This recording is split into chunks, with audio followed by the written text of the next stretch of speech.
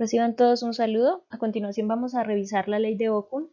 Básicamente lo que revisamos con la ley de Okun es la relación que existe entre la producción, el desempleo y la inflación debido al crecimiento de dinero.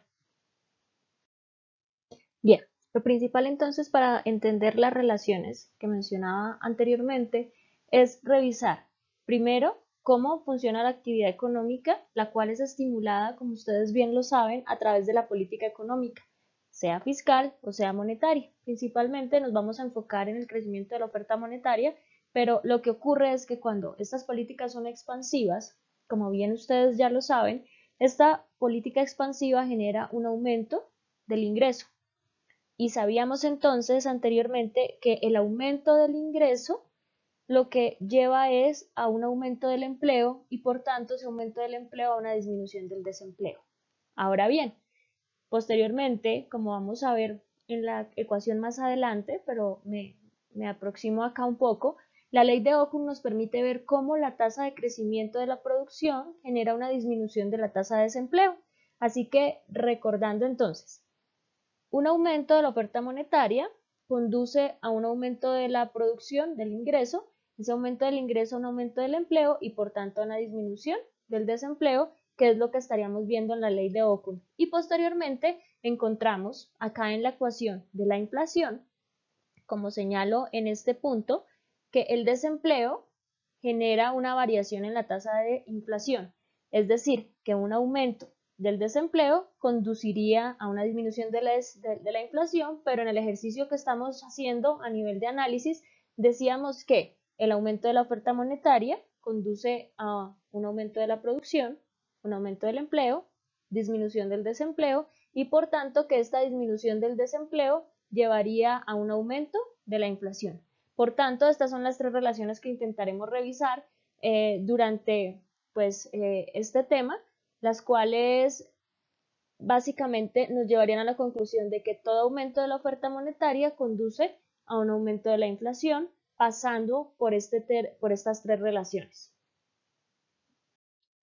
Antes de proceder a conocer la ecuación que nos lleva a la ley de Okun, tenemos que eliminar dos supuestos que hemos venido manejando anteriormente.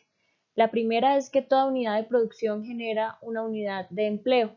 Ya vamos a ver más adelante por qué, pero básicamente es que no siempre se requiere más personal para generar mayor producción. Y por otra parte, sabemos entonces que hay población que ingresa al mercado laboral que anteriormente no estaba y por tanto no toda variación de la producción tendría que generar una variación en el empleo y por tanto una disminución en el desempleo. Bueno, vamos a empezar del lado izquierdo de la diapositiva, definiendo lo que es la ley de Okun, la cual nos dice que no todo aumento porcentual del crecimiento de la producción genera en el mismo porcentaje una disminución de la tasa de desempleo y esto ocurre principalmente por dos aspectos que se mencionan allí mismo. La primera es que la población activa crece, es decir, que más personas ingresan al mercado laboral, llámese por edad o llámese porque tienen una mejor capacitación, han terminado sus estudios. Y por otra parte, debido a que la productividad del trabajo aumenta, es decir, que muchas personas actualmente pueden hacer más cosas o producir más bienes con el mismo tiempo que lo producían anteriormente.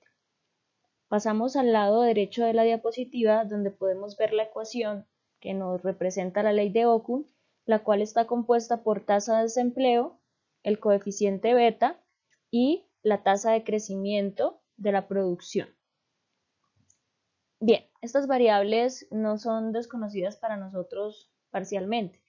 Por una parte, ya conocemos tasa de desempleo, que en el lado izquierdo encontramos tasa de desempleo del año actual menos la tasa de desempleo del año anterior. Esta es la variación de la tasa de desempleo que podemos hallar una vez revisemos qué tanto ha variado la tasa de crecimiento de la producción. Bien, entonces, una tasa de crecimiento de la producción sería positiva para disminuir la tasa de desempleo.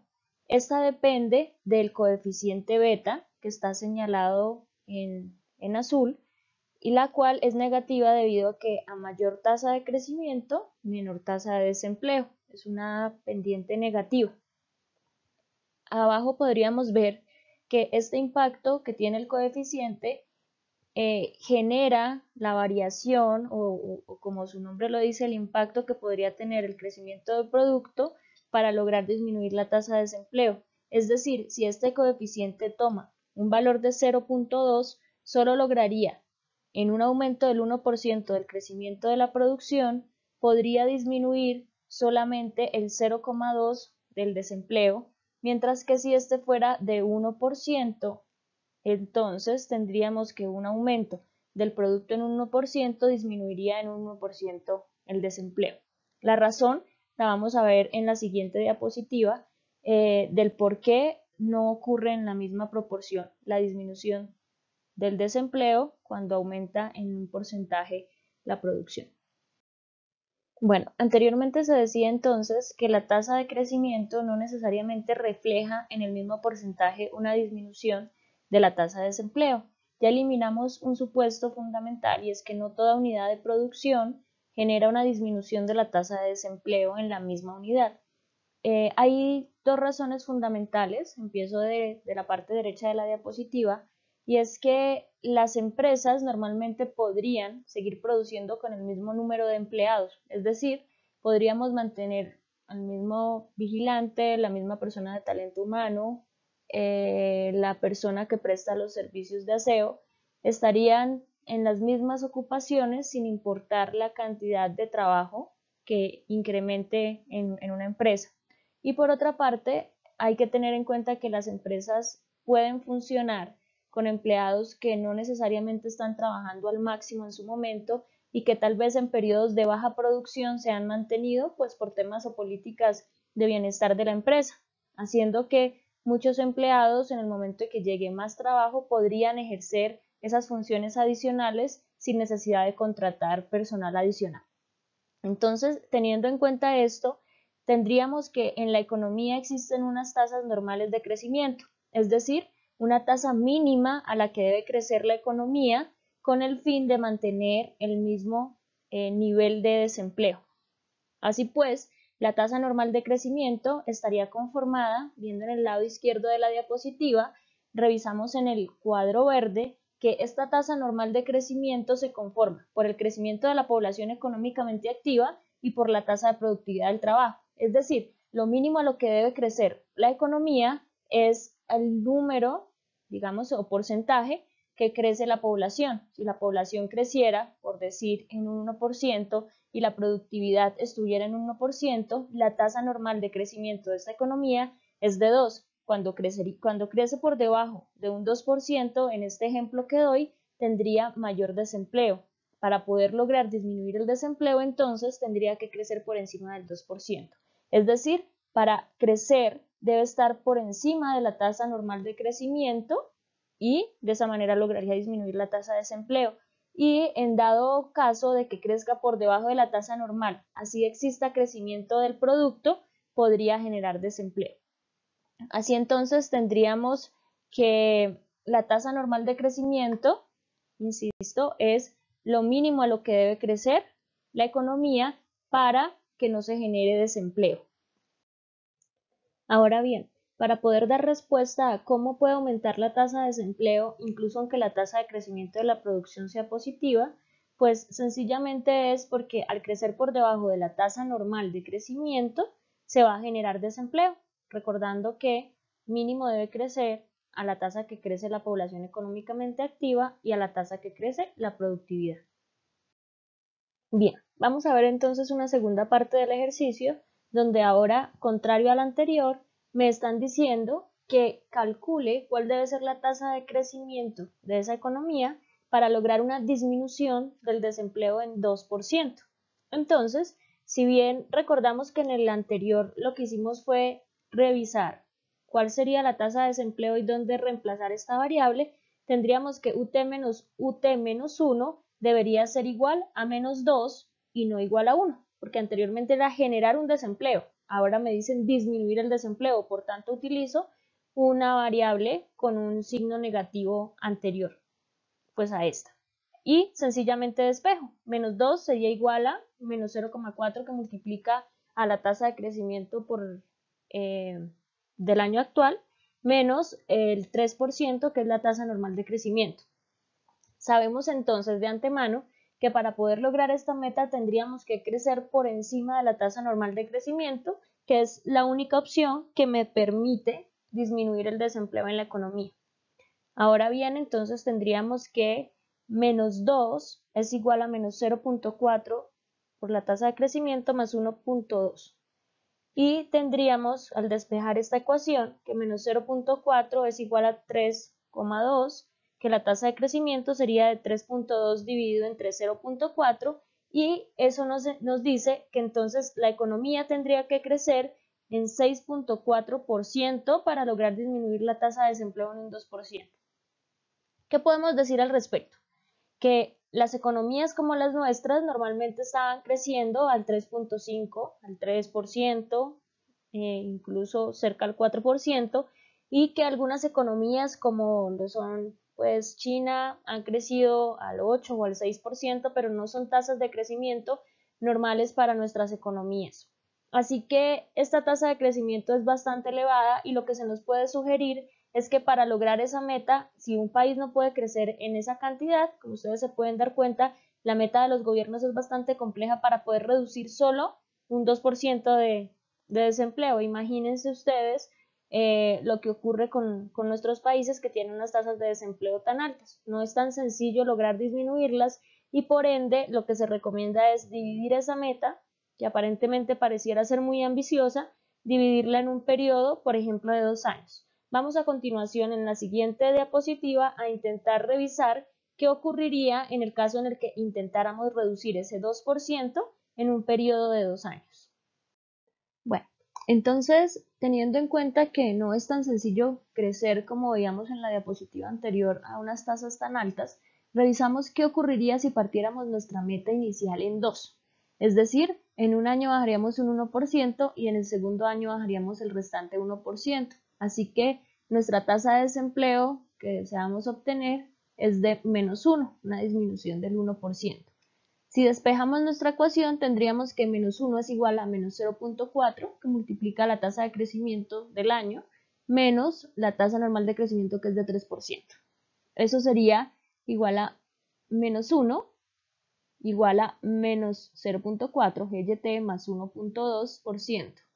0.4 entonces, por la tasa de crecimiento, es igual a 1,2 más 1, 0.4, tasa de crecimiento igual a 2.2, donde la tasa de crecimiento sería de 2.2 dividido entre 0.4 y esa tasa de crecimiento sería igual a 5.5. Si bien es cierto que esa tasa de crecimiento no es del todo absurda, es bastante compleja de conseguir. Depende del país y depende de su comportamiento de crecimiento. En este caso, nuevamente, podríamos sugerir dividir el porcentaje en 3 años para obtener unas metas mucho más sencillas de cumplir o incluso en 4 años. Por tanto, de esta manera podemos comprobar que aunque los países tienen unas tasas de crecimiento, no siempre van a generar una disminución de la tasa de desempleo cuando no están por encima del valor normal de la tasa de crecimiento y que para poder lograr disminuir en un punto el desempleo requieren crecer bastante más que la tasa normal de crecimiento. Bueno, entonces vamos a ver una parte C de este ejercicio donde se nos dice que suponga que experimentamos una segunda explosión de la natalidad. ¿Cómo es de esperar que cambie la ley de Okun si la tasa de crecimiento de la población activa aumenta 2 puntos porcentuales? Bien, podemos ver entonces que traemos la ecuación que venimos trabajando, donde reconocemos que 3% es la tasa de crecimiento normal de la economía. Así que tasa de crecimiento normal de la economía entendíamos que era la sumatoria de la tasa de crecimiento de la población más la productividad del trabajo. Es decir, en esta variable es donde podremos encontrar lo que nos está mencionando el ejercicio. Si GY normal es igual a 3%, entonces un aumento del 2% de la población activa conllevaría a. Si sumamos 3 más 2, pues nos daría un 5%. Entonces tendríamos que la ecuación nueva ahora sería que UT menos UT menos 1 es igual a menos 0.4, que multiplica la tasa de crecimiento anual, menos 5%. Esa es nuestra nueva tasa normal de la economía. ¿Qué implicaciones tendría esto dentro de una economía cuando crece pues, la población? Lo que ocurriría entonces es que el aumento de la población obliga a que esta economía mínimo ahora debe crecer al 5% para poder mantener la tasa de desempleo igual. Significa que este país debe empezar a crecer más para que no empiece a generarse desempleo y que debe crecer por encima del 5% para lograr disminuir el desempleo. Esto nos hace pensar, y esto es un muy buen modelo para trabajar la coyuntura actual del país, especialmente cuando estamos experimentando ingreso de personal o de, pues digamos que de personas migrantes, ¿cierto? Que vienen de otros países, lo cual implica que aunque nosotros no estamos creciendo necesariamente por tasa de natalidad, sí hay un ingreso de población activa al país que ahora está dentro del mercado laboral, que está buscando empleo y que por tanto nuestra tasa normal de crecimiento de la economía tendría que haber aumentado como resultado precisamente del ingreso de personas que hoy en día están buscando trabajo. Así que el país hoy, si sigue creciendo en la tasa que venía creciendo, va a tener más desempleo del que tenía anteriormente, porque actualmente estamos teniendo más personas en la economía que buscan empleo. Bueno, con esto finalizo lo que es la introducción de la ley de Ockham. En la siguiente tendríamos la revisión o las implicaciones que tienen las tres relaciones y cómo están conectadas la curva de Phillips, cómo se conectan con la demanda y cómo se conectan con la tasa de crecimiento.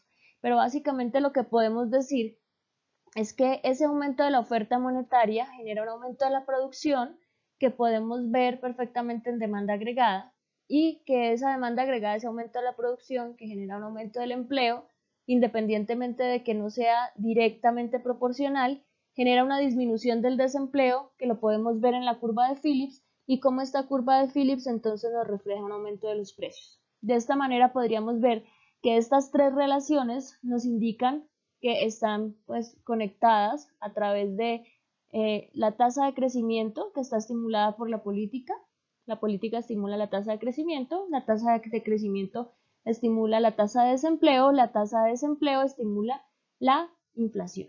Y podemos ver entonces que a partir de la demanda agregada, donde encontramos la oferta monetaria y la política fiscal, vamos al ingreso. El ingreso lo encontramos en la curva representada por la ley de Ockham, crecimiento afecta desempleo, y el desempleo también lo encontramos entonces en la curva de Phillips, donde la curva de Phillips el desempleo afecta a la inflación. De esta manera encontramos nuestras tres relaciones dentro de la ley de Ockham: actividad económica, desempleo, inflación. Que estén muy bien.